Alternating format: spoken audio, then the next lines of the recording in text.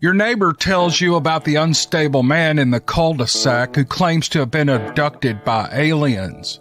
And then there's the woman in town who claims to see Bigfoot all the time. Your boss, who you greatly admire, confides in you that he has started speaking with his wife daily when he gets home from work. She died 8 years ago. It's hard to believe this stuff, and you write these stories off as overactive imaginations. Are these people seeking attention, or are they a bit unstable? No matter what you think, if you're like me, you walk away wondering, what if that was true? The What If It's True podcast features stories by ordinary people like you and me. Something has happened to them, something so strange they are in agony unless they tell others.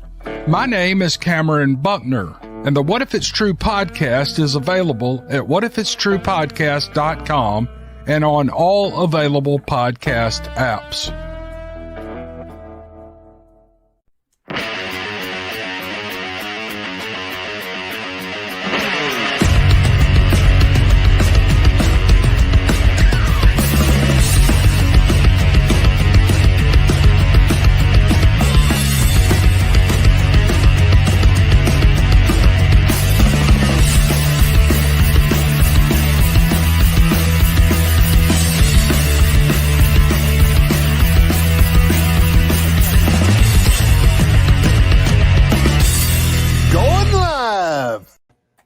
Going live, Mark Neville. How you doing? I'm doing all right. How was your day? Man, I've been working in some retirement complex. It's not an assisted living or nothing. It's new. And we've been going in there with all the construction people, putting this fiber in there, splicing it. And I've been busy. I look up and it's time to go home. But that's a good thing. That's better than a couple of weeks ago whenever I kept looking up. Do you think them old folks are going to know how to use a computer? Well, this is it's like a community that they pay to be in there. It's got a bowling alley in there, a movie theater, and it's also got houses around the complex that you can either live in the apartment with all the stuff there, or you can live in the houses behind it and go to it. I don't know. Makes me want to retire and be 90.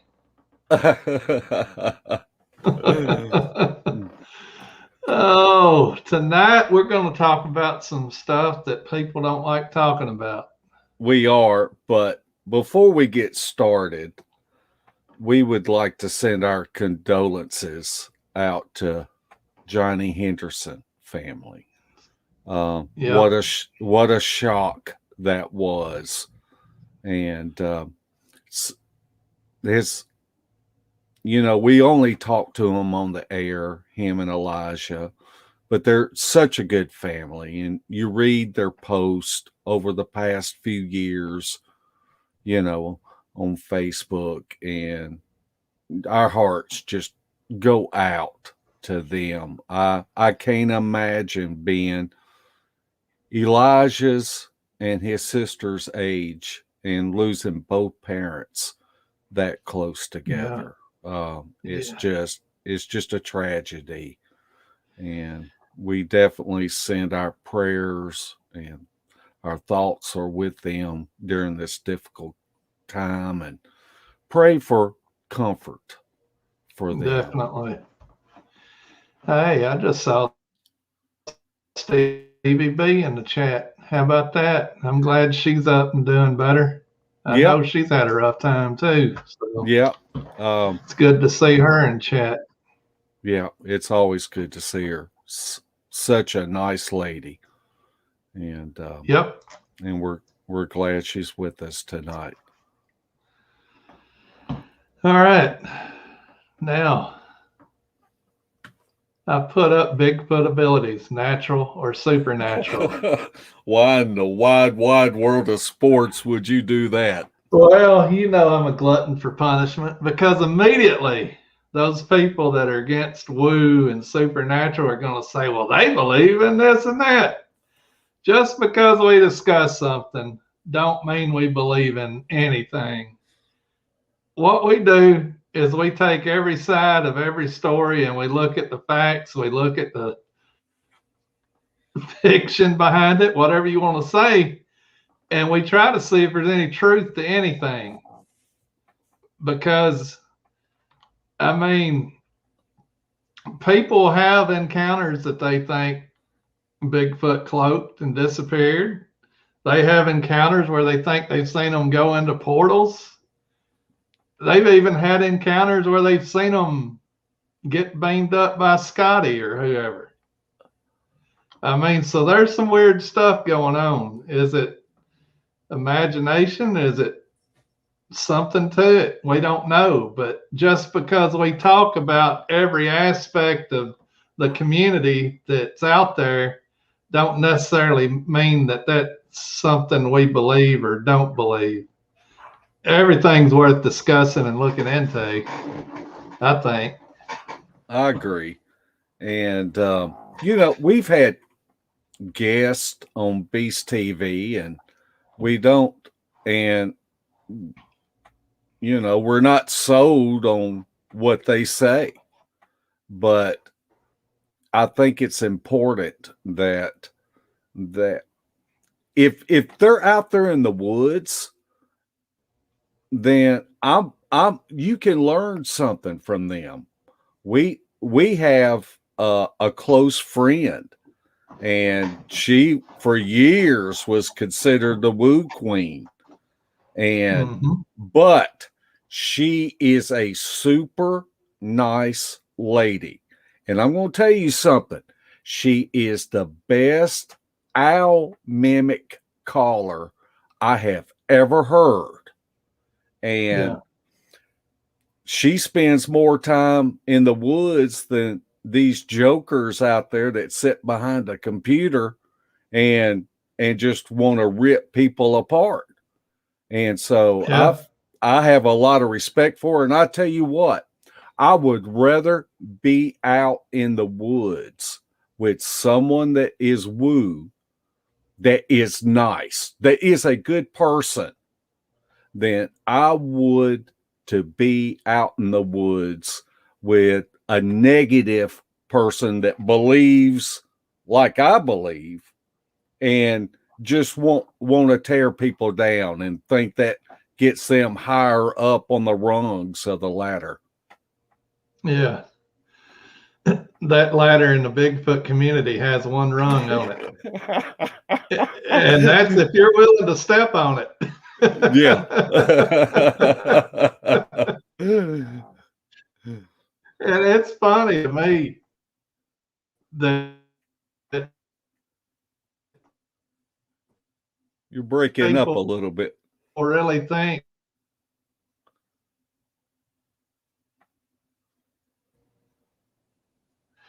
I know. I tell you what, don't you let nothing happen, because you're not going to sit there and fake a bunch of internet problems and expect me to carry this tonight. Hear me? I see you. I told you earlier that my wireless. This is not good.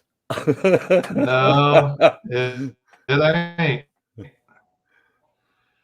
It ain't.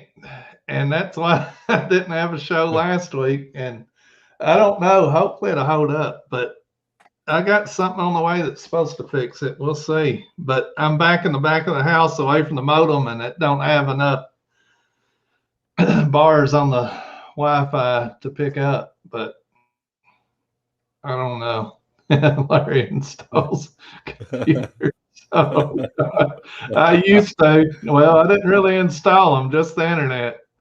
Yeah, it's great. Technology. I see Spencer said, Mark, you are on deck. Spencer, I need you to log in before we lose Larry, and he can click you on here. Yeah, that's true. I don't know if it's gonna make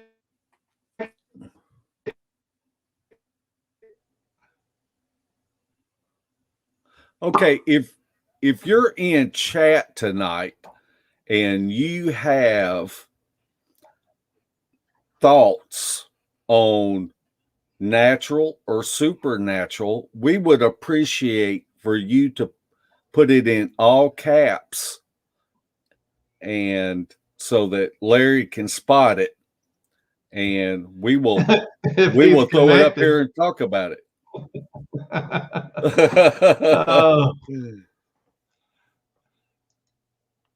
Honest Larry's computer installations. Oh, I got this from my son, and I think he gypped me on the wireless card or something. Here's the one from Bama. Oh, gosh. This is going to be like pulling teeth. Okay, I'll read it. There are lots of known animals that can mimic all kinds of noises. Whatever they hear, Bigfoot should be able to do the same. And lots of animals can bio-camouflage instantly. So why do we ... Well, if my internet will hold up. Holy mackerel.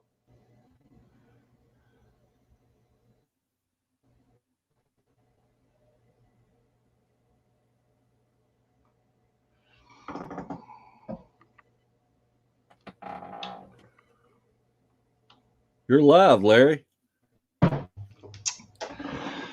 I don't know if I'm on or not, Mark. You are. Can you hear me?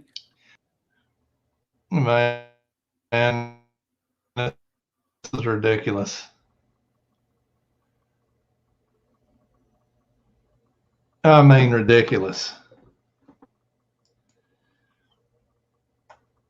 All right, we're going to try this and see what happens. Uh-oh.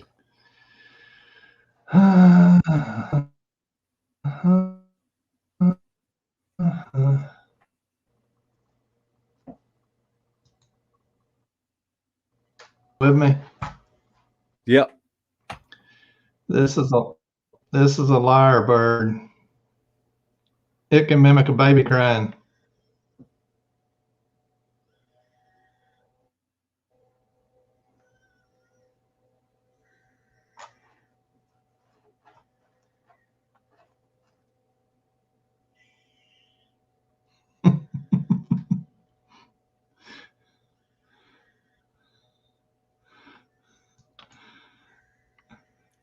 Mark, that sounds like me at mealtime, don't it?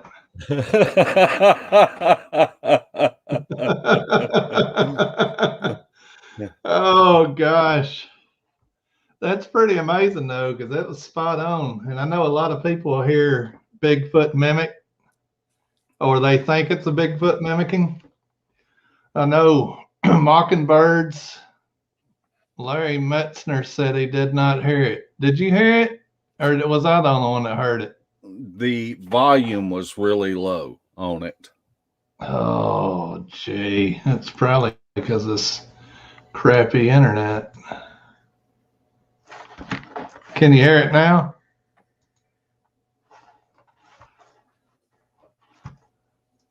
It's not on.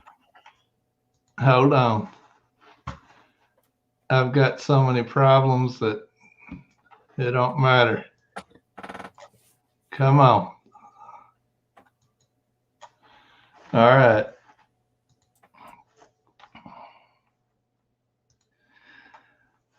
Share system audio. Share. Let's try this one more time. Can you hear it now? Yes.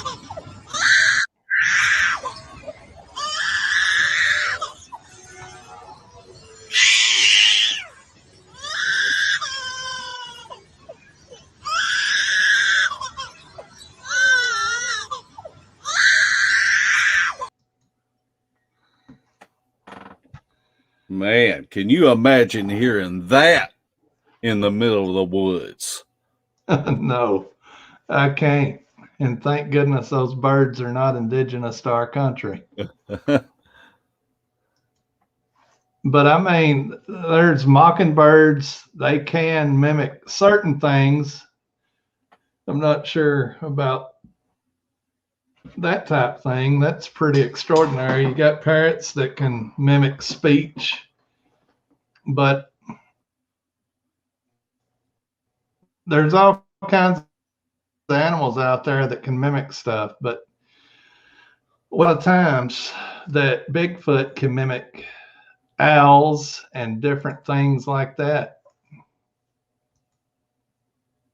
Oh,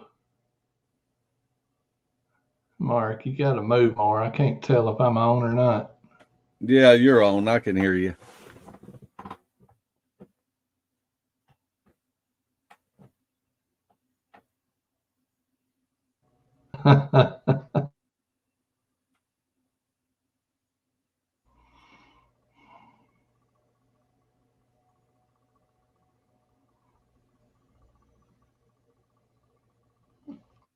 Mark, you ain't talking a lick. Yeah, I'm just watching you, but it looks like that you're going. Yeah, but whenever I quit going, they may still be able to hear you. I don't know. I don't know how this works.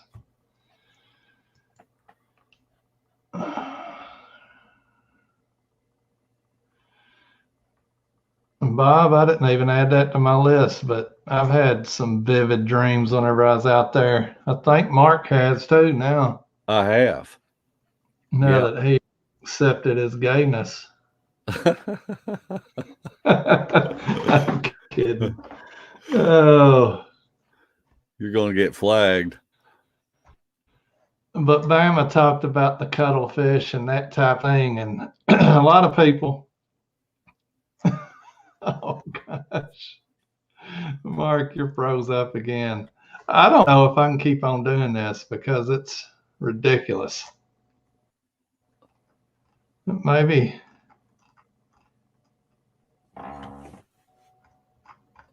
Okay, I'm going to read what Mark, are you back again? Yeah, I'm on here. I'm talking. Okay. Can Squatch said hollow hair strands that diffuse light to make it appear they're cloaking, when in reality they are blending into the colors around them. That's a good point, Scott. That could be. Scott, you'd think he was a lawyer. All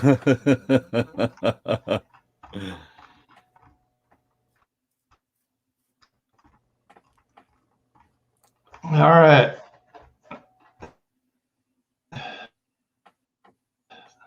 This is great.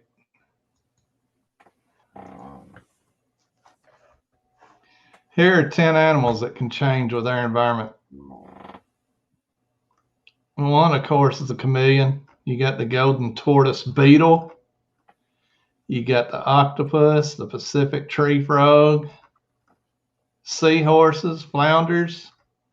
There's cuttlefish, crab spiders, squid, and another type of octopus. All these can blend right into their environment. I know some of them, are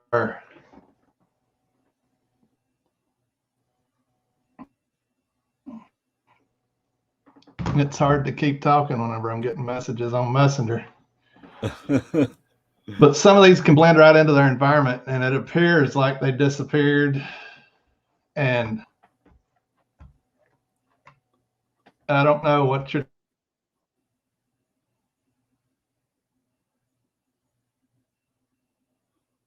cloaking aspect, Mark. Okay. This is what I'm going to state my opinion. Now, my opinion is that they are flesh and blood. But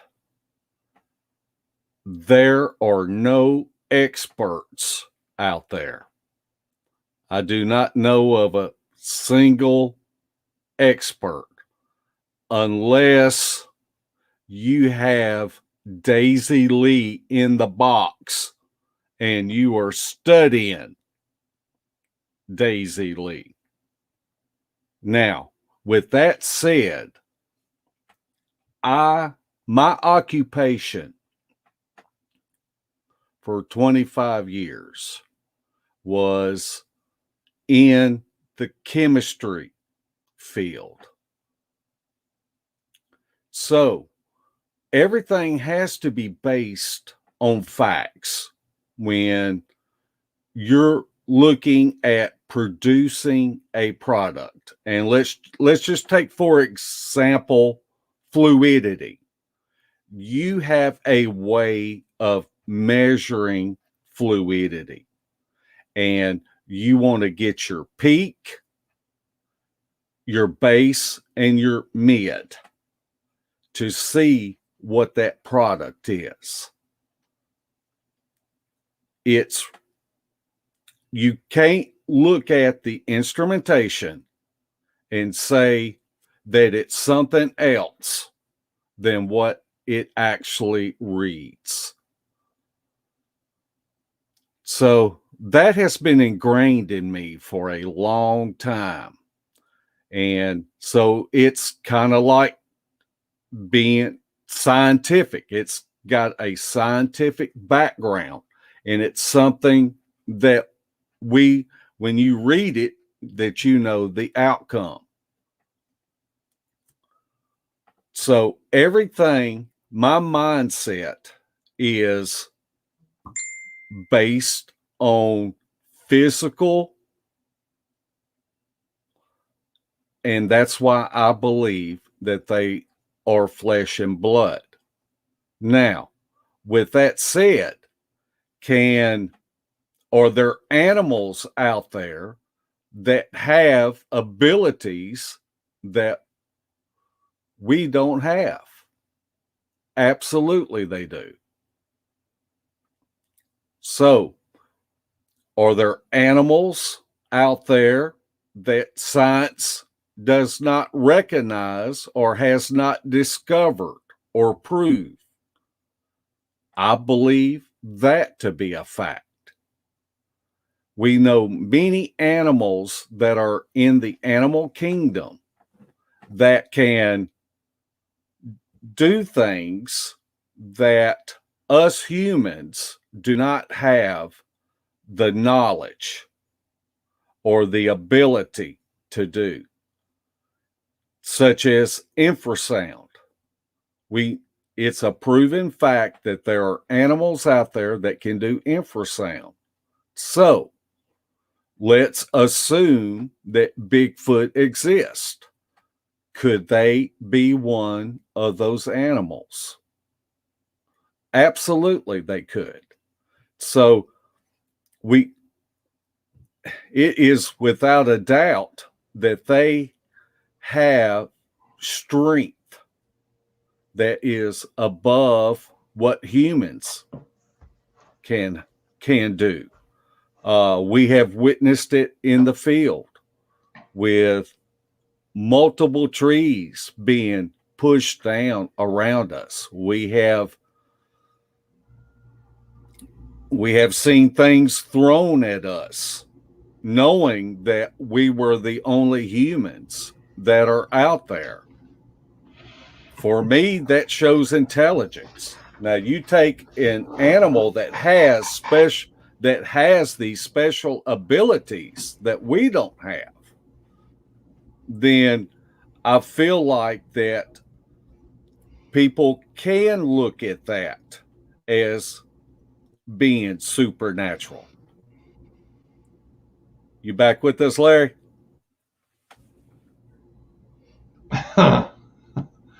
Man, I'm here and I'm not here. It's too frustrating. I can't do it. and it's just going to leave you sitting there by yourself talking. Well, you're coming through now, so if you got something to say, spit it on out. I'm coming through now, but it's going to buffer here in 10 minutes, 10 seconds, 15, whatever. I don't know. I've got to get that wireless card fixed, but there's a lot to say, and I don't know what you talked about, but we ain't got the aspects like mind speak that people say they're capable of. That is that a supernatural thing? I mean, mothers know whenever their children are hurt from miles away. They know different things. I think there's connections that some people have mentally, or I don't know that it's necessarily telepathic, but I know people think that they communicate with them through mind speak or telepathy, whatever you want to call it. And I don't know. I think if this is an actual thing that happens, which a lot of people say it is, I don't really see that that's supernatural. I think our minds, our brains has a lot more power to do things than what we do, because we've kind of dumbed ourselves down over generations. But I've not experienced it. And I know Mark hasn't, but we know people that say they have, and they're honest people. So what do you feel about that before I buffer out air? Okay. Let's say that you have a theory on something. You believe something. whether if it's woo or not woo. That's Spencer. Yep. It's true. Oh, the way that I see it is, if you have a theory and you want to communicate that theory and you want to present that theory as fact, then the first thing that you've got to do is you have to prove that theory. Now, if we're looking at, let's just say, mind speak, there are plenty of people out there that believe in mind speak. So why don't these people get together and come up with a think tank and say, let's bounce this idea around and let's see how we can measure mind speak. There has to be some kind of way to measure it. So get a think tank together and come up with experiments that you can use in the field that might be able to prove mind speak. I think Larry and I both have theories on things, but to be perfectly honest, we've got no ambition to prove these theories. The reason why we are out there is to have interaction with these creatures, because Larry and I both have different thoughts on what these creatures are, but that's really not that important to us, that we go out there and try to prove what these creatures are. But if you feel strongly about something, then, to be perfectly honest, then it is your job to be able to prove it to people that are on the fence whether these creatures have a supernatural ability. I think we've lost Larry.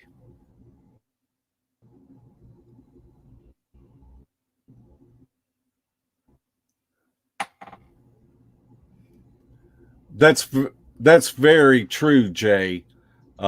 Just because you believe in something doesn't make it true. And that was my whole point, is if you believe in something,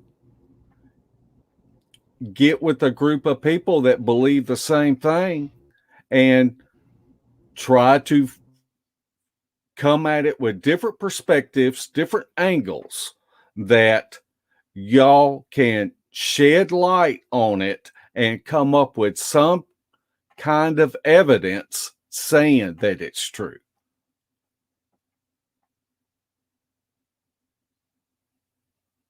AB Dark Moon. Sasquatch has reproductive organs, hands, feet, toes, eyes, ears, just like humans. Sasquatch is human like us, not an alien. This is a no-brainer when it comes to the subject. We appreciate your input there, Dark Moon. And I'm looking to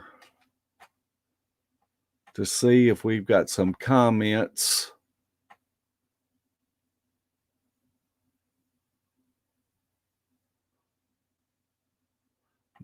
Bama wants Larry to use the spirit box.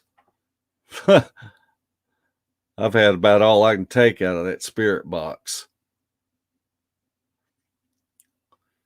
Okay, Christine says, what about Bigfoot conversation language? Is it a very complex skill?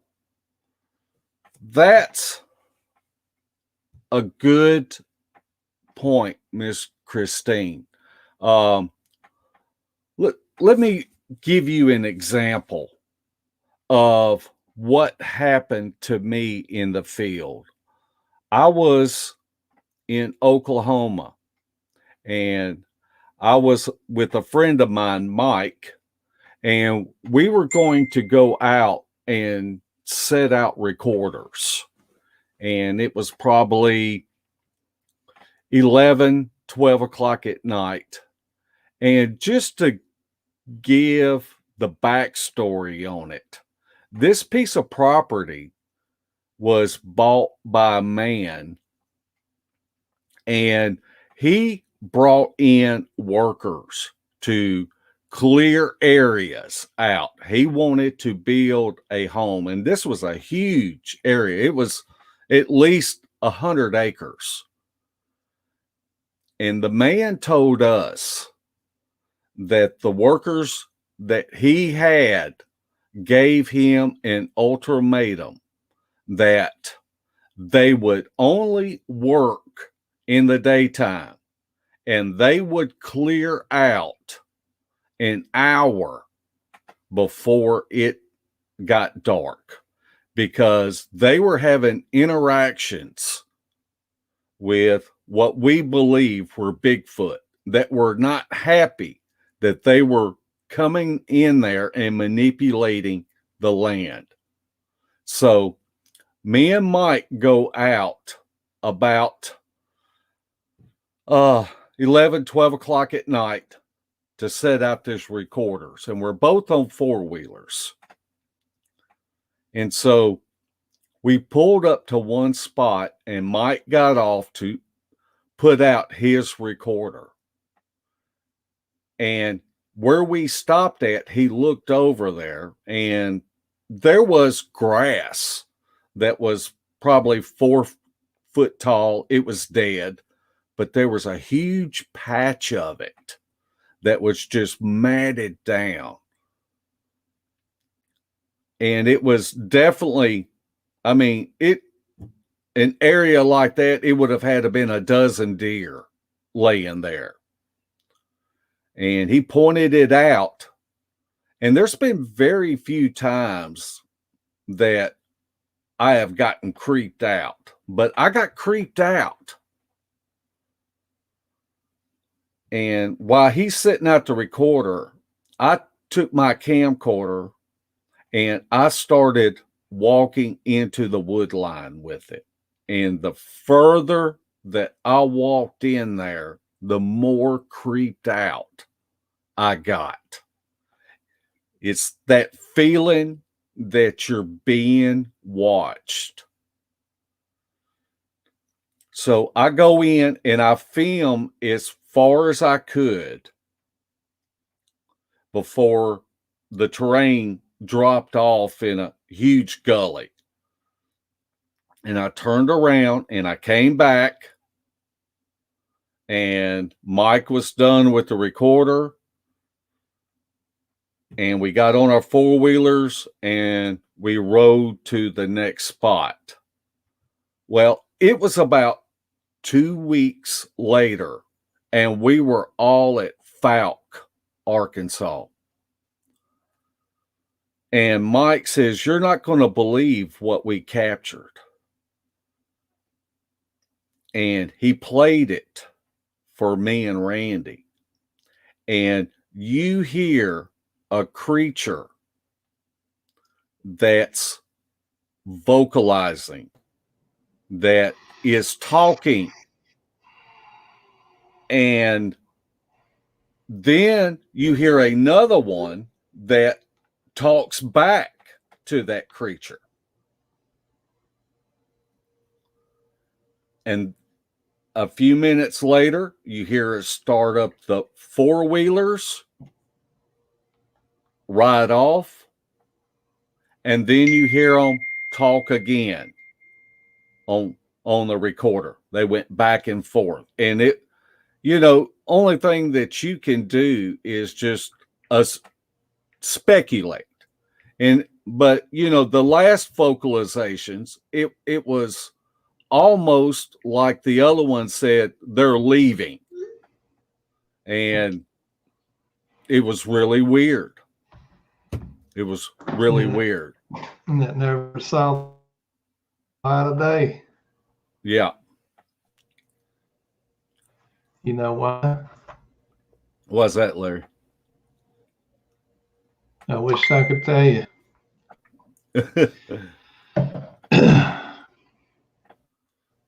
Mark, can you hear me? I can.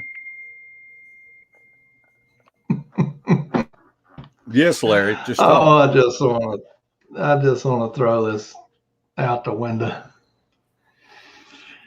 Oh, my son said he used a LAN connection. He never used a wireless. And I said, that's a good reason. But I sent Scott an invite. But if you want to end this and try it again some other time, I don't care, because I'm going to keep losing connection and you're going to have to keep talking. And it ain't fair to you, me, or them. Well, let's see if Scott can get on here. Well, I sent him an email. So if he can get on here before I lose connection and I can add him, then I'll sit in the back and highlight comments.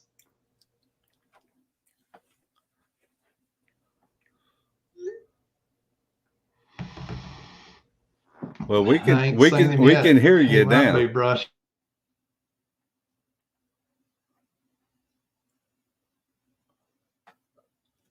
I'm going to look for some more comments.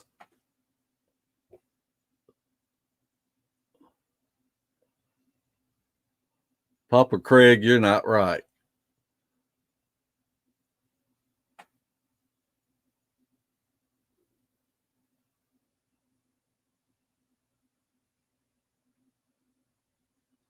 Come on, Scott. Come on here. I see where you just commented.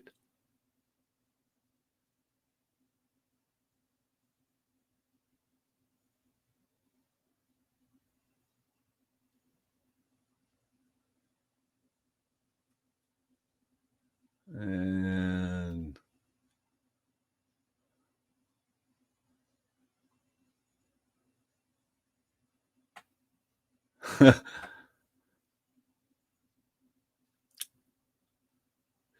Debbie Jones has a good point on here. She says some humans have abilities that other humans don't. I believe Bigfoot is the same. So do have some abilities, some don't. That's very interesting, Debbie. I've never really looked at it like that.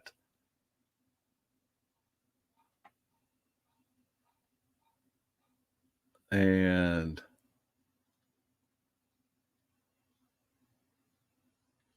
Bama Murdoch says Bigfoot has to have something other than just normal camouflage.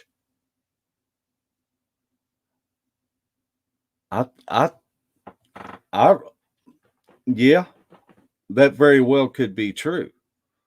But I also think that if they're smart enough to hide in the bushes and down low and to tree peek, then I would say that they're also smart enough to camouflage themselves with, let's say, mud or dirt.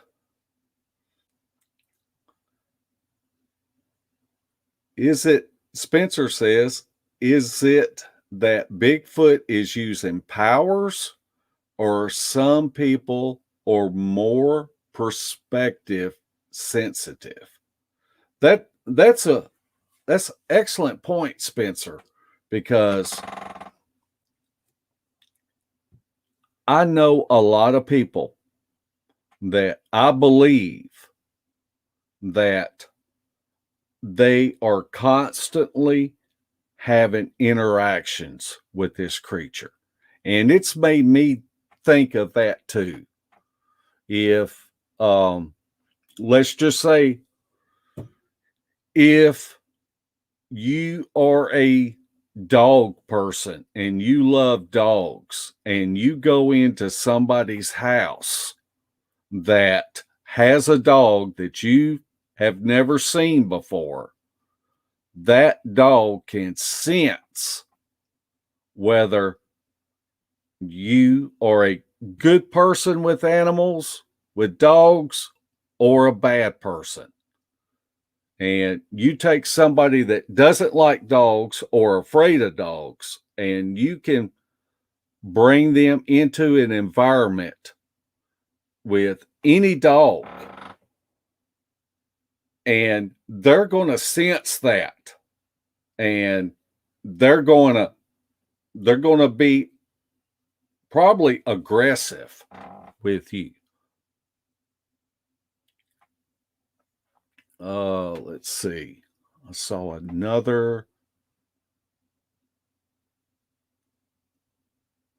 Okay, Tony from Fishing, Gaming, and Guitars says, I wonder if only certain Bigfoot can do special things like a shaman.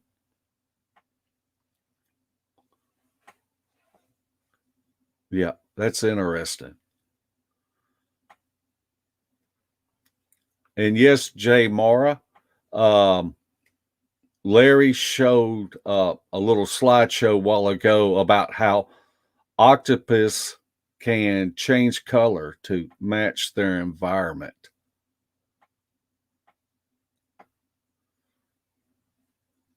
Okay, Spencer Jameson says, could infrasound scrambling people's brains explain a lot of the woo stuff people claim? I used to research with a lady, and we were in Oklahoma at the time. And we were in a pretty remote area. It was night. It was late night. We were the only ones that were in that part of the park. There was a parking lot that you had to park in, and our cars were the only ones that were there. and we went for a night hike, me and her mother. And about this, we were probably back there about an hour, and the one lady said that she was experiencing infrasound. And I remember asking her, what is it that registers in your brain that you are being infrasound? I'm not talking about just getting zapped and knocked out. And she said that it would start with her tongue. Her tongue would start tingling, and then it would go numb. And that was just something that I've always remembered. Okay, Mark Ledford makes a good point. Gorillas have been taught sign language. So Bigfoot can watch human and mimic their actions. I believe that to be true. Absolutely, Mark. We might have lost Larry for good. I'm not sure.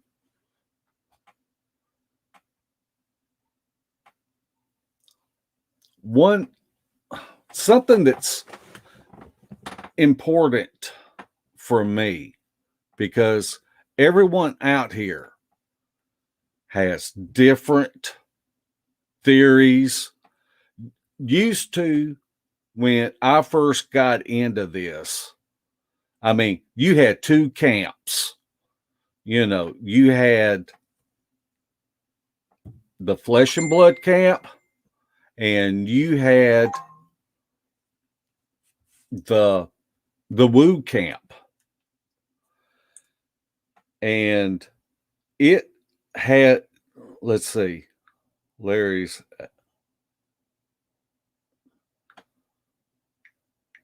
trying to get back on here.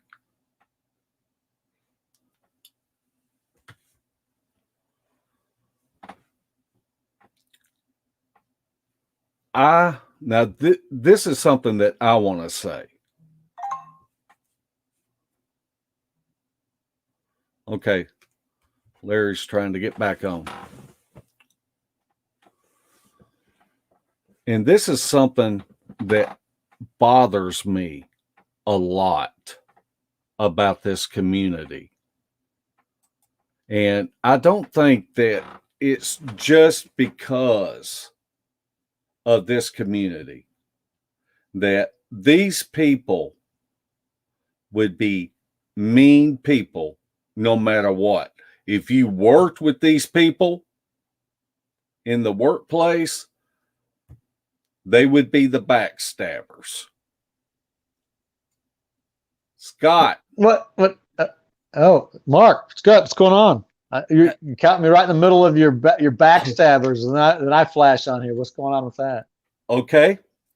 What I want to say is, and this is me personally, as an individual that's got nothing to do with Bigfoot, I do not like bullies. I think that we should all be respectful of other people's opinions and thoughts. And just because you do not agree with what somebody thinks, whether if it's Bigfoot, UFOs, politics, religion, that does not give you a right to sit there and tear somebody down, to sit there and go behind their backs, try to get people on your side so that you can come after them. So My personal thing is we've had it happen to us, and to be honest, I just assume to meet them halfway for a cup of coffee, and I think we could come to an understanding.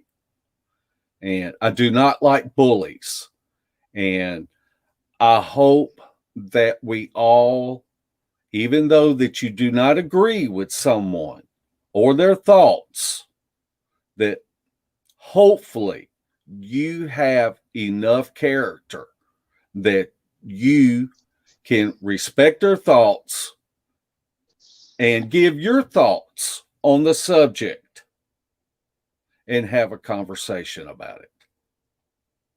You're True. on, Scott. True, but also people have to remember also that there's always going to be that skepticism. It doesn't necessarily need to be community inflicted, but there has to be a healthy skepticism also. And so people that are questioned, can't overact also to the point of where they let that get in the way of moving beyond that. Because Mark, you've been in this community for way longer than I have, and the things that you talk about every now and then that I hear about from years ago that still boil over and carry over until today. I mean, a lot of that can be negative energy after a while, but I understand when it comes to be a personal attack, and that's where it really kind of crosses the line. So in that respect, yeah, I agree with you. But what kind of generated that? I thought we were talking about supernatural and stuff like that. How did we get to was somebody disagreeing with a certain approach or a certain type of or are you just kind of saying in general when somebody comes up to throw a theory out there and people are quick to throw skepticism or berate someone or tear somebody down in general? I know that's always kind of a thing that prevents people from stepping forward and sharing evidence, stories, experiences, their own opinions, because in some ways, it's allowing a place for people to tell their story, but there's also I think a faction within this community that really wants to prove beyond a shadow of a doubt to people outside this community that Bigfoot exists.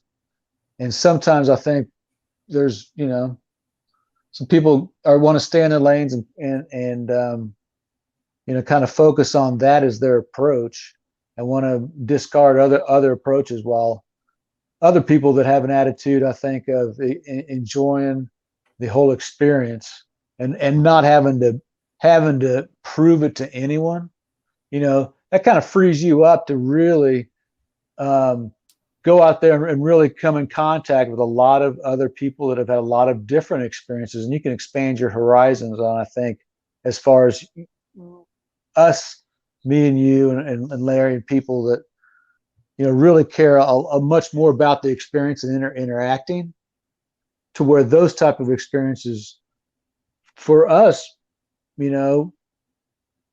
enrich us and help us kind of find what we're looking for, as opposed to maybe somebody that's wanting to scientific proof and using the scientific method for their approach for proving its existence.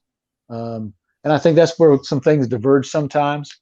But that's, that's the community. That's the whole approach to Bigfoot. It's been, however many years since the Patterson Gimlin film, and we're still at this point of some people, wanting to convince other people to exist and other people move beyond that. I mean, look at this whole subculture that has been created over this last 10 years on YouTube, and people that are putting out independent experiences, documentaries, movies, and all these different people that I know I've come in contact with just recently here with, like, the people you've interviewed, and me getting and checking out their channels, like Small Town Monsters and and off the trail or on the trail, I think is what that is, and watching a lot of that about the Olympic project and stuff like that. I mean,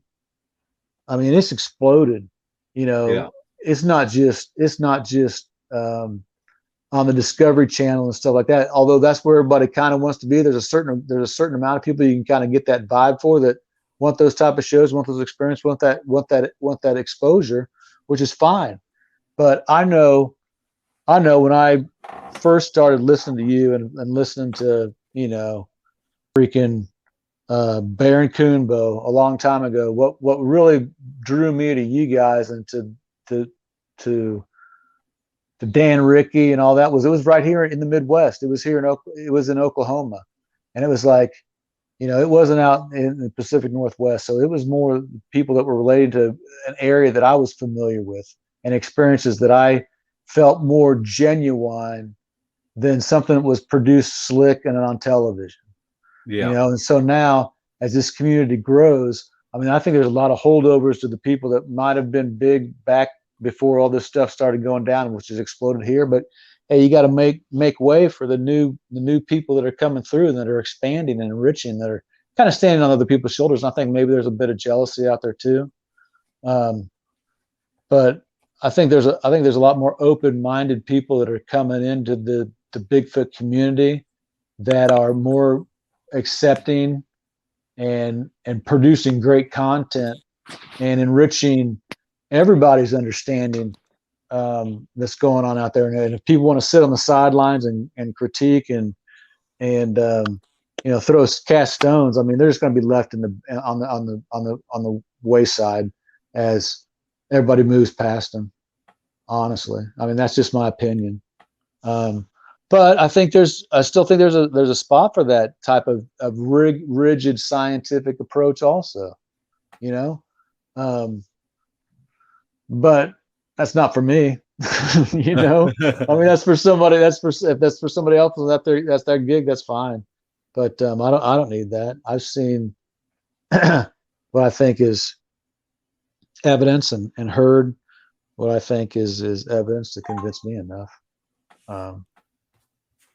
So until I have that one-on-one sighting, which I think will probably happen Sunday. I don't think it'd be, necessarily 100% convinced, but I'm sure, 99. So what's your thoughts on if this creature has supernatural abilities? And I realize this is just your opinion. Yeah, Debbie and I were kind of talking in chat there a little bit, and she's like, it's a lot of, like, some people have different abilities. Well, maybe there's some different, variations of this creature, because everybody says, oh, well, there's different ones. There's different, there's supposedly different types, and there's ones that people say they look like more Neanderthal looking. There's people that say that there's ones that are called kind of the ancient ones. It comes down to it's definitely, flesh and blood plus something else.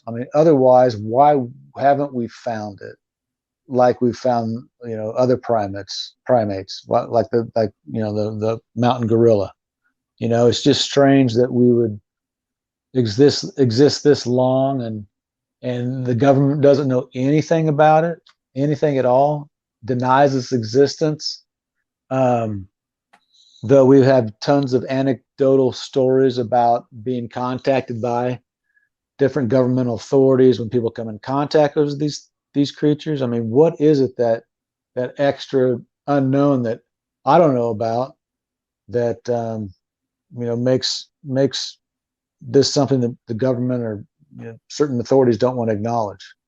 But back to your question, as far as what I think about, Mark, there's so much that we don't know. Uh-huh. There's so much that we think we know, and so much that we think that we have a handle on.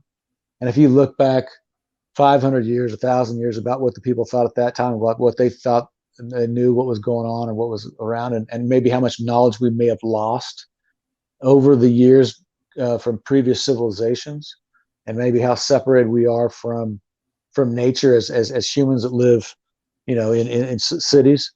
and how maybe closer we are to this creature than we think. You know, you couldn't put a, you couldn't pat, you can't, you, I guess I haven't seen anybody disprove the possibility that the supernatural aspect of Bigfoot couldn't exist. You know, I mean, you've got people that talk about portals, you got people that talk about, you know, lights, you got people that talk about UFO encounters. I mean, you know, so, you know, is that all? I mean, is that all? Is everybody lying about that? Maybe some people are confused or mistaken, but there's a different, some other aspect of this creature that I think that just, I mean, I think is unexplainable. Supernatural, I think you can look at the physical aspects of what people have observed, and I think that's what maybe needs to be done a little bit also along the lines of the scientific approach, is at least compiling those encounters that have certain behavioral aspects and kind of cataloging what behavior people are observing of this creature. You know, I think that could lead the way on down to saying that, well, if I saw this creature running at 40 miles an hour, you know, if a cheetah can run at, I don't know, I really don't know how fast a cheetah can run, but whatever mileage that a cheetah can run at, until it was clocked, nobody knew that. Well, until somebody can clock a Bigfoot, how fast do you know that's running? You can think that that looks like it's supernatural, but in reality, if it's, you know, built that physically gifted, maybe that's something that's not necessarily supernatural. That's just how it's built, you know, and that's what would make it seem supernatural in other aspects also, because you're seeing something defy what your logic would previously kind of give you as far as what animals can do. So if you saw something that's freaky, I mean, I've heard crazy stories about, you know, the Bigfoot that, you know, running across, jumping the highway, doing a twist as it goes over the highway over the top of a car, you know, jumping, you know, 25 feet over a 2-lane highway. You know, it's like, well, how does somebody make up a crazy ass story like that? It's like, well, you know, what would that be about? But if essentially that animal can do things like that, you know, until it's explained and prove it exists, that you would think, yeah, that some aspects of its physical attributes are supernatural. But on the other level, when you guys were talking about kind of the mind speak thing, also, I think a lot of times that's fear. I think, you know, your mind can play a lot on what you perceive to be happening, and your body can react in a very, you know,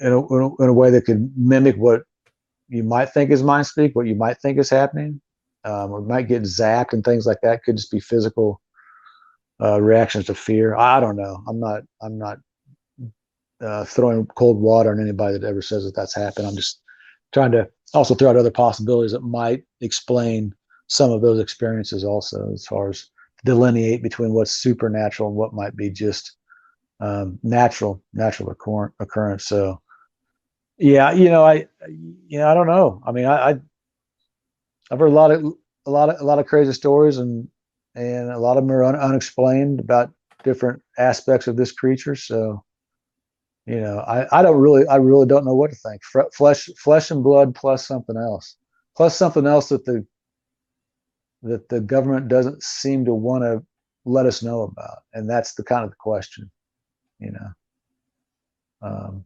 Why is that? What is that aspect of that those other attributes that they seem not to want to acknowledge existence for? That's the weird thing, because if, you know, if it was like Larry said, oh, it was just a monkey and it's running around the woods, why don't they just acknowledge it and say, hey, you know, this is how it acts, stay away from it. You know, this time of year it's here, so stay away from it. We're going to, you know, shut up the woods here, come back, and, you know, they track them or something like that. They dart them, or, you know, shoot a tracking collar on them like they do with, you know, mountain lions or freaking bears, you know. But that doesn't seem to be what's happening. I don't know. What do you think? I mean, I know you have probably come evolved away, and probably than what you've thought about this creature, because I know that when I used to listen to some of the older podcasts that you appeared on, maybe you were thinking it was more of the flesh and blood, and you know, everybody was kind of away from the woo thing. But now, it's just, I think as people become more comfortable and people are coming forward with those stories of the other aspects, and people are realizing also that a lot of those details are kept out of other websites or services that, you know, track these encounters.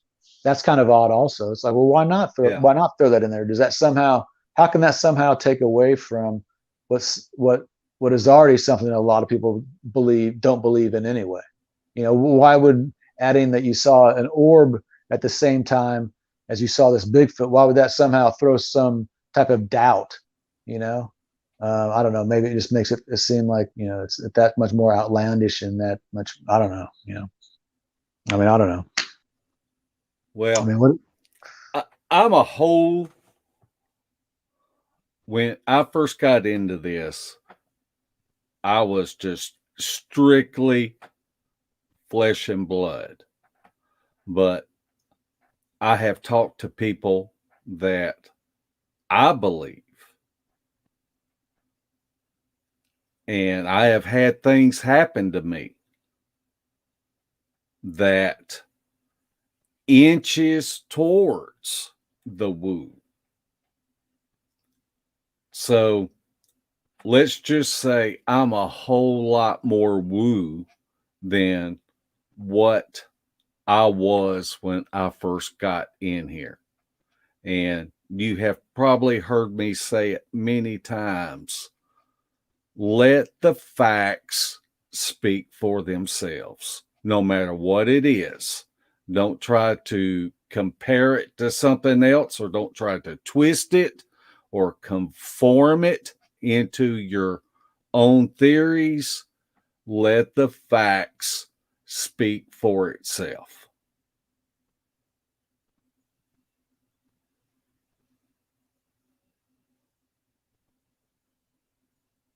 You still there, Scott? yeah, I'm still here. I was waiting for you. What are you going to tell me? The facts are, what are the facts telling you? I mean,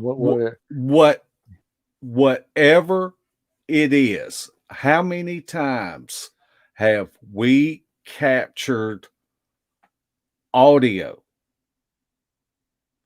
and we put it on the spectrogram,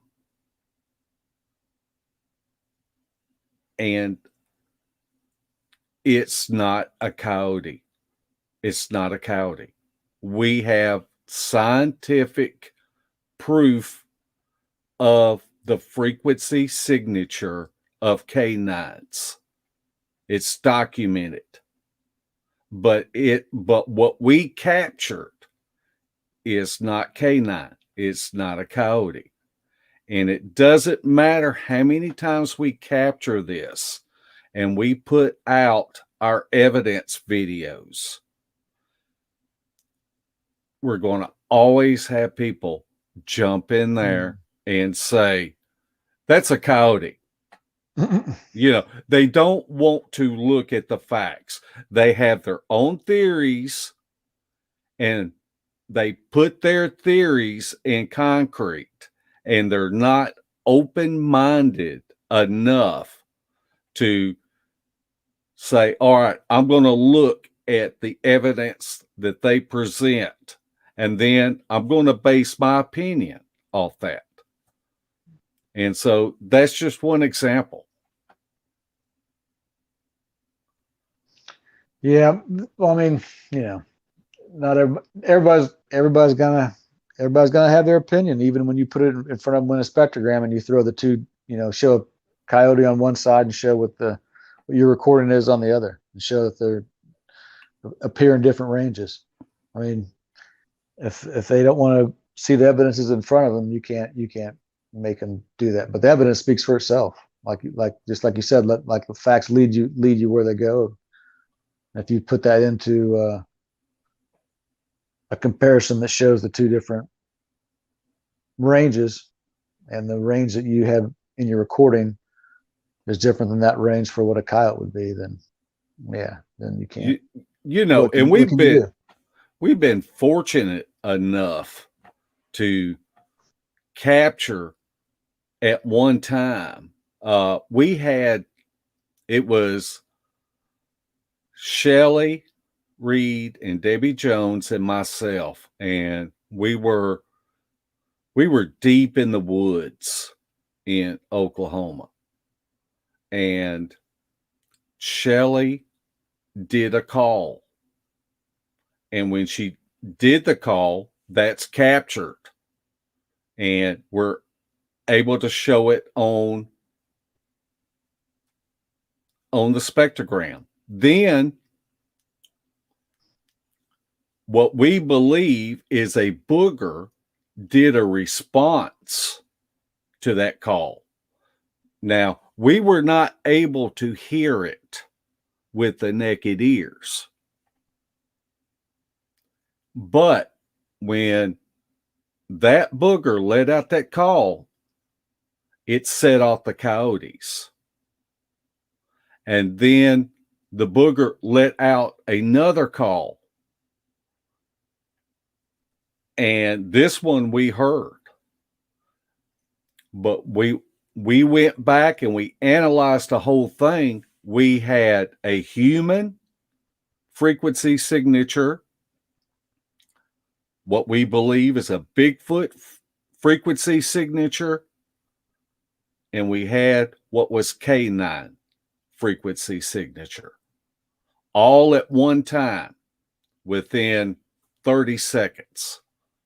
And it's no telling how many comments that we got off that, even though that you can see it with your own eyes, the difference between each of the animal frequencies. They still wanted to say what we believe is a Bigfoot was actually coyotes. Yeah, I think you've got that on your channel, don't you? Back in the archives, you've got that. Yes, that's what I thought. Yeah. Well, I mean, if they're still making comments on it now, I mean, they've got, you know, they need to do something better with their time than do that. Yeah. You know. Well, I got a comment recently of when me and Larry and Shelley and Dan Ricky and Vicky Fulcher were at LBL, and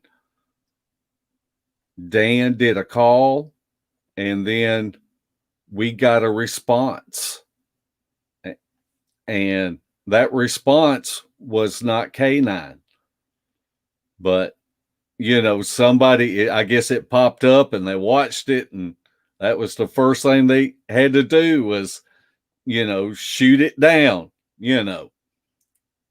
Well, yeah, and you got to remember, some people are just trolls. Yeah. You know? Some people are just trolls, and some people are probably paid trolls.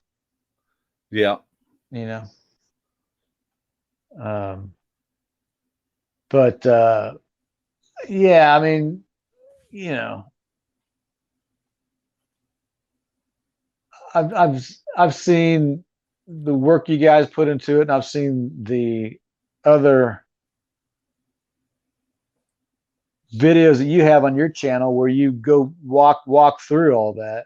So, I mean, if people watch that, see what you guys have done as far as in the past, as far as making those comparisons and demonstrating what you're seeing on there, because you even got, I know you've got a couple of those to where you even walk people through on just how to kind of read the spectrogram also. So, I mean, anybody that's stopping by and, you know, catching one video just to find one thing, you know, probably isn't one of your subscribers anyway. So unless they're a subscriber, you probably shouldn't worry about it. Well, that's the thing personally about me, why I can let that water run down my back, is I'm not trying to prove that this creature exists. And I just want to share my experiences out in the woods. I want to be helpful for those that have an interest, no matter if you're just thinking about walking out in the woods and looking for this creature.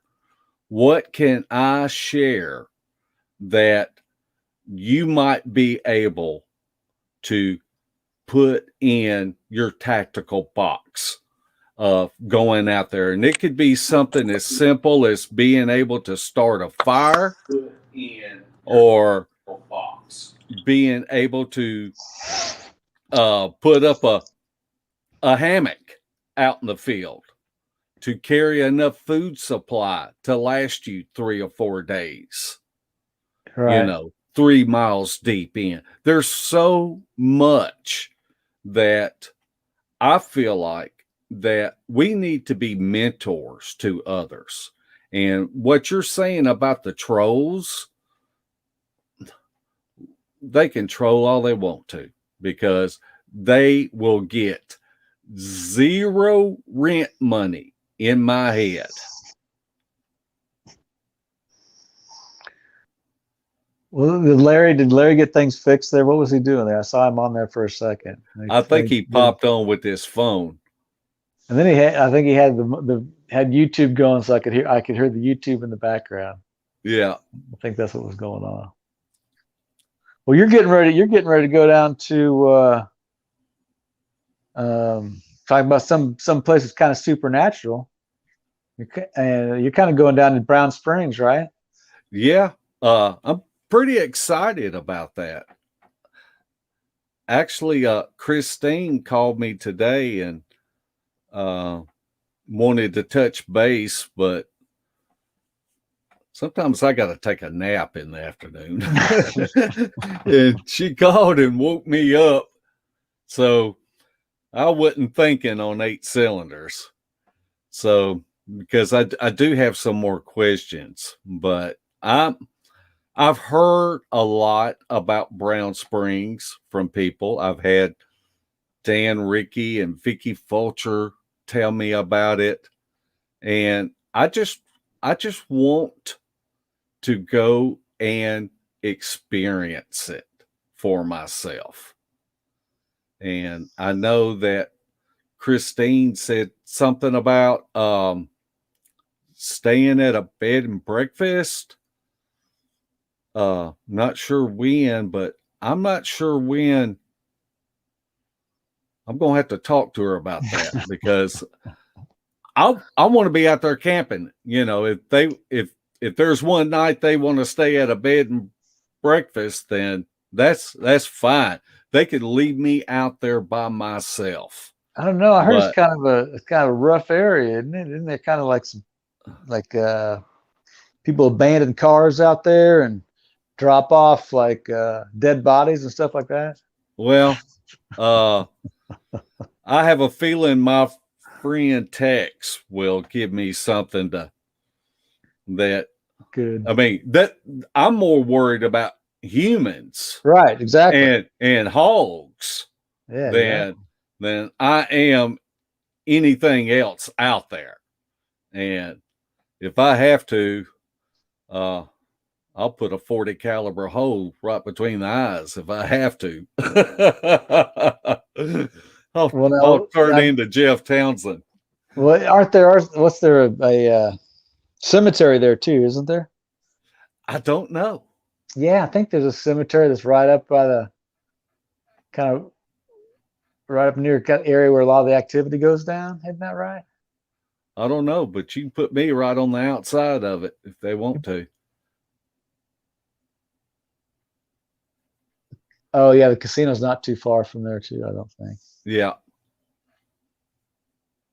Yeah, because from this, because I can remember, I think it was I heard about it from Dan on one of his stories, and I think he had gone back there later on too and talked about how it had been built up from the first time when they first went down there to where it was like used to be like nothing down there. Now it's a little bit different, but that's not to say that things don't happen there.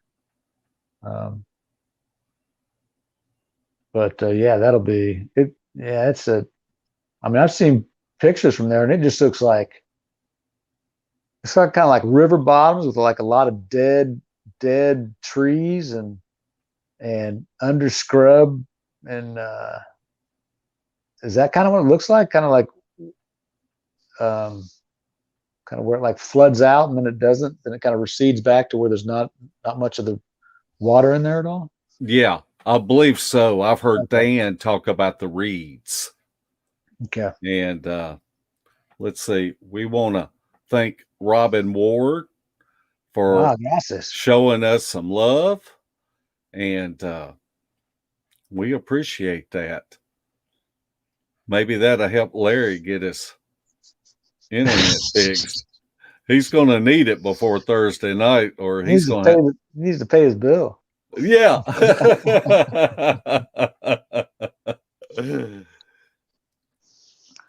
But as far as like the supernatural qualities, I mean, what are things that you've heard kind of that have, to where you were like in the beginning, you might have been like, what? That's crazy. That's, what? And now to where you might have moved toward like, well, maybe now I've seen something or heard something now to where I might, not think the way, about a certain aspect at all. I mean, like,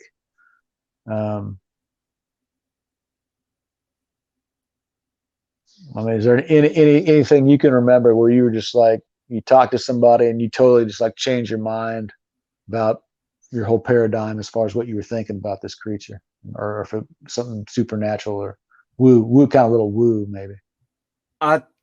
That's really hard for me to answer because I have to base everything in my mind on facts. That's just the way that I'm mentally wired. But I'm going to tell you, just take, for example, Mind Speak. I'm kind of in the same camp as Scott Carpenter. And he said, I haven't experienced it, but I'm a perfect candidate for it. And so that's the way that I look at things, that if there's something out there and I experience it, I'm going to be forward with it, and I'm going to share it, and I'm going to give my opinion on it. That if something happens to me in the field, that I'm not, we had a BFRO investigator on our show a month or so back, and he talked about going out and writing up these encounters, eyewitness encounters. And there was a woo aspect in it.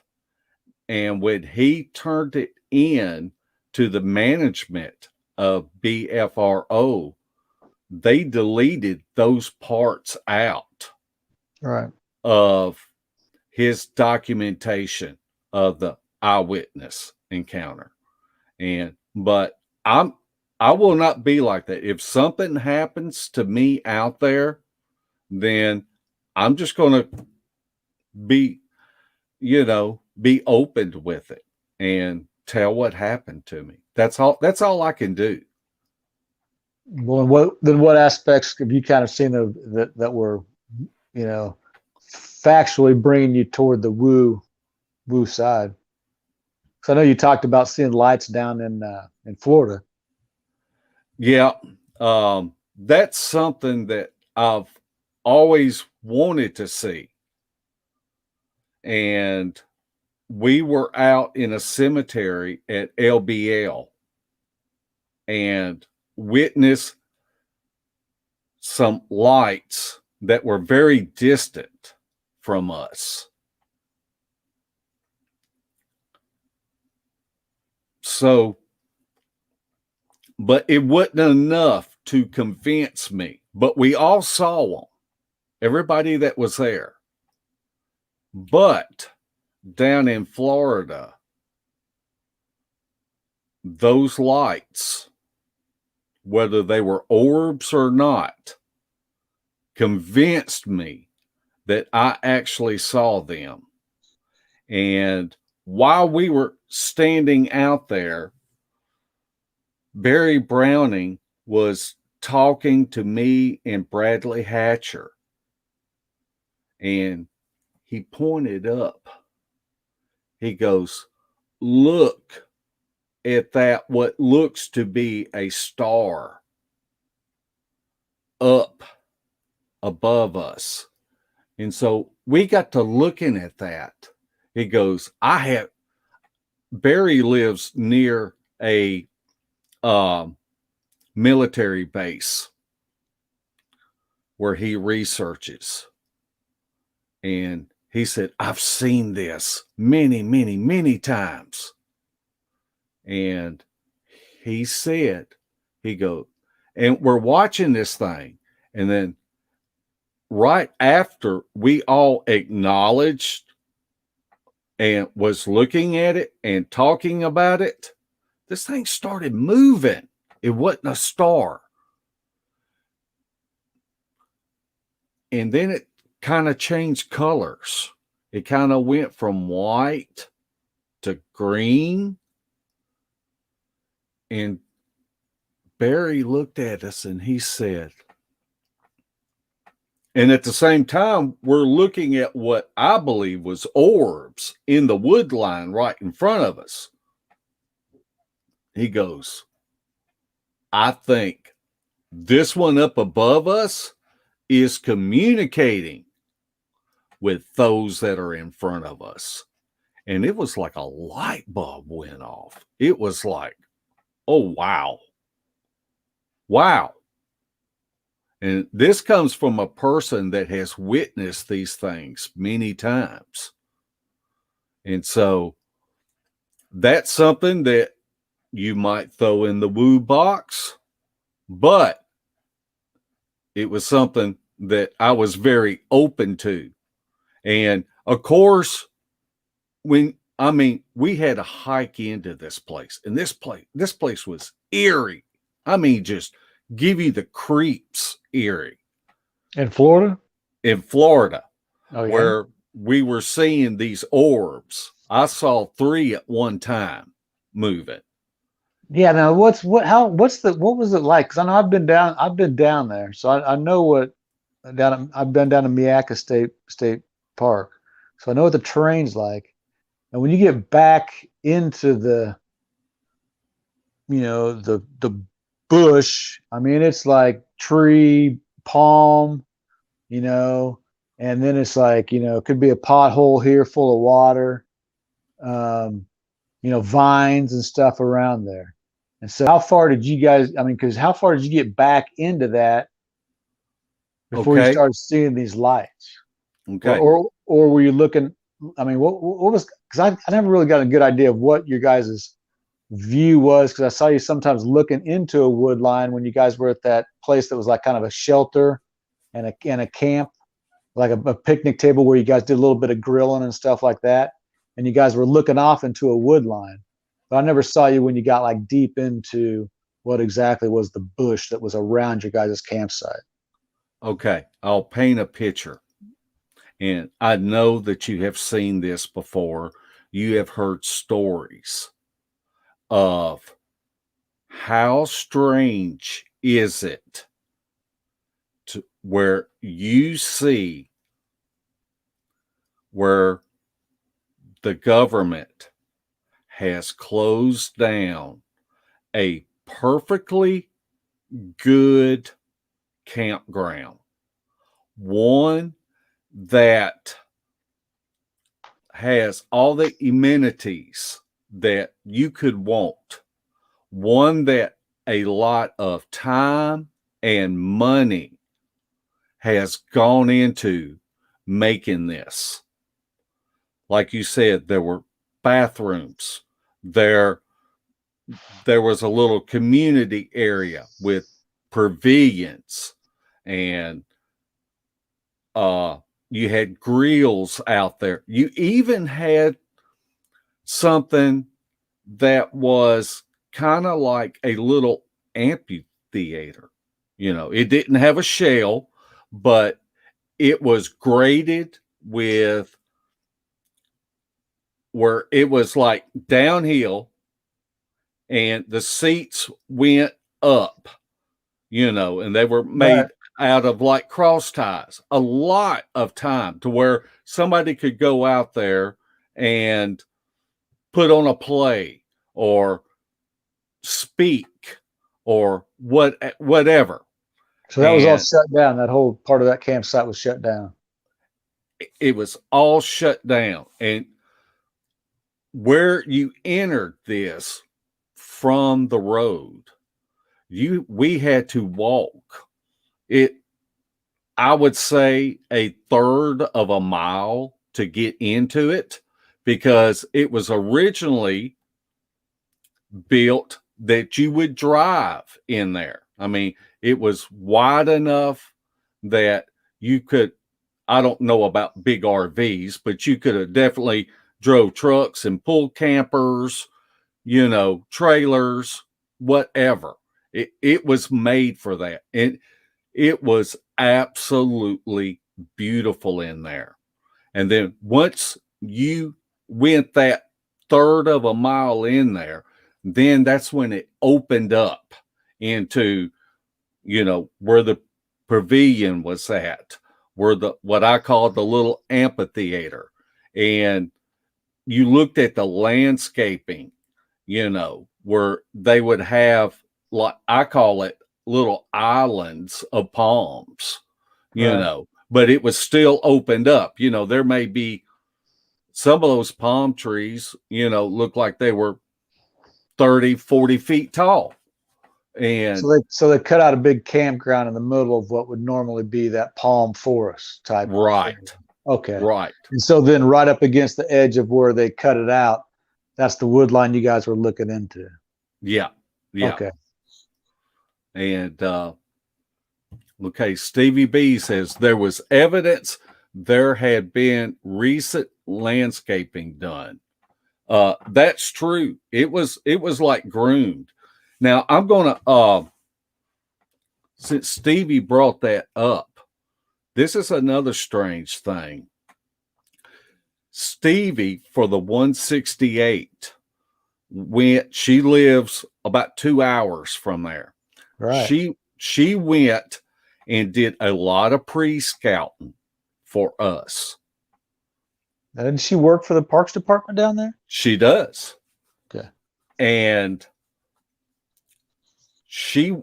one of her pre-scouts, she went in there and started walking. Now, I may not remember this right with the facts, but it was basically she went in there and was walking that area. And the next thing that she knew, some rangers showed up and told her she needed to get out of there. She was walking in that area that was closed?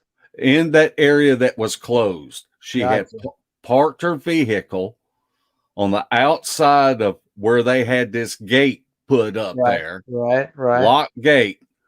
And then just started walking down that road towards where this campground was at. And the next thing she knows, she's getting rangers coming in there running her out. Were they on foot or were they in trucks? I don't remember if what she said, if they unlocked the gate and drove down there, or if they caught her coming back and getting in her car and they showed up. But let's see. She says, I just parked outside the gate. She said, they rudely told me I had to leave.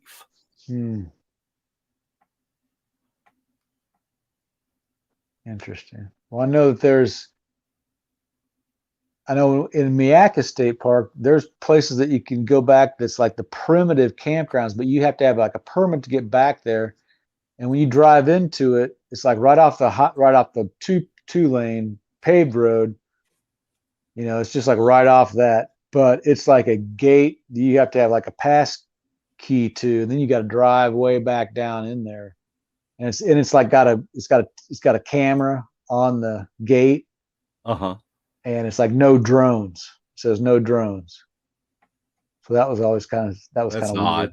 Yeah, yeah. I mean, there's other places you can go that are parallel to that, but that was like the sanctuary part, and I think that went back down toward the Miaka River, I think. And yeah, I mean, that was kind of horse country down there too, where it was just like there was open grassland too, but where it wasn't grassland, it was just palm and grass and palmetto. It was kind of weird to think about. That's kind of because I can't imagine what is in all that grass walking through some of that stuff to get back to some of those trails back there. I started to go back there, but I was by myself and I was like, nah, I'm not going to go too far. I don't have mental telepathy. I can't pronounce nothing, but I can. I don't have ESP. Right. So, but I can, or a crystal ball. But I can tell you, Larry's rubbing his head right now because he's ready to go to bed. I think we need to wrap this up. We're keeping him up. Yeah. Well, let me ask one thing about the orbs and LBL, and then we'll go. You guys saw those at a cemetery? Yes. And how far away were they, and like how high were they in the woods? It was hard to tell. I would say that they were a mile away. Oh, okay. Okay. And there was probably, I would say there was probably 15 of us there. And we all saw them.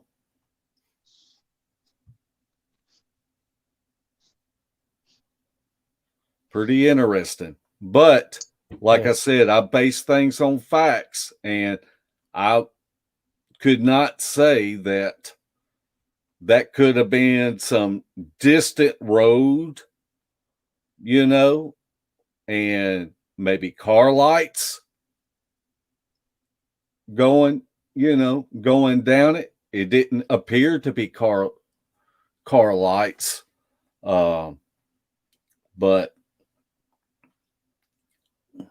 But I did not have enough data to convince myself that these were actual orbs. All I can say is what I witnessed.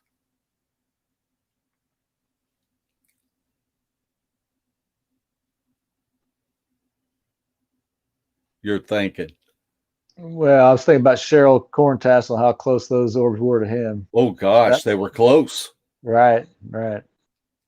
So that's what I was wondering, if that was within that vein of closeness. What he saw was closer than what we saw down in Florida. Well, and also, I've heard that there's a little bit of, when you said you were looked up at a light above you, when Barry pointed up, I'd also heard people talk about seeing that in the sky and having a kind of conscious connection with it, just like you had talked about, like once it's acknowledged, once that star or whatever it is, that light is acknowledged, there seems to be a bit of a change or an interaction between the observer and whatever is up there. I know I've heard that before, so I was kind of wondering if that's where you were going with that. But Barry's theory about being kind of connected to that is as plausible explanation as anything else. Yeah. Well, I'm going to tell you, Scott, I appreciate you turning this from a 5-minute show into a hour and 40-something minute show. About 40 minutes, yeah. Definitely. Yeah. It's sleepy time for Larry. Yeah. Yeah. So I'd just like to give you this opportunity to say any final thoughts that you would like to say. I tell everybody to get out in the woods. This is the time of year to get out and with fall turning, the seasons turning, it's a great time to get out there. The bugs are going to be starting to go away. It's going to be a little cooler. Get out there. Take your camera. Go camping. Get out at night. Be quiet. Listen. Take somebody with you. Find some people that are like-minded. Get out and do it together. And then come back and tell us about it. Well, that's great. And it is getting that time of the year. We love getting out in the fall and winter, and especially after the leaves fall off the trees. Yep. Visibility is a whole lot further, and you can see more what's going around you. And we want to thank everybody for tuning in. We want to thank everybody that showed us love tonight. Yeah, thanks for the super chats. Yeah, absolutely. So, Larry, roll that beautiful beam footage. Night, night, footers.